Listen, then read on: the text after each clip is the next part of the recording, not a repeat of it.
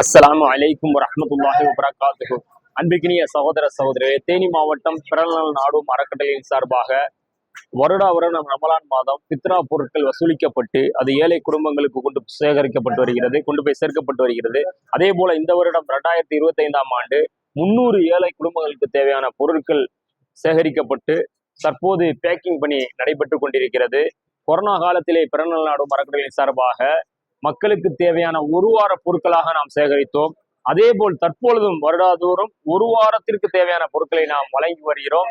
சீரசம்பா அரிசி 1.5 கிலோ, பொன்னி அரிசி 5 கிலோ, சீனி, துவரம்பருப்பு, கடலப்பருப்பு, எண்ணெய், தேங்காய் எண்ணெய், நெய், சேமியா, தேங்காய், இது போன்ற ஏராளமான பொருட்களை நாம் வழங்கி வருகிறோம்.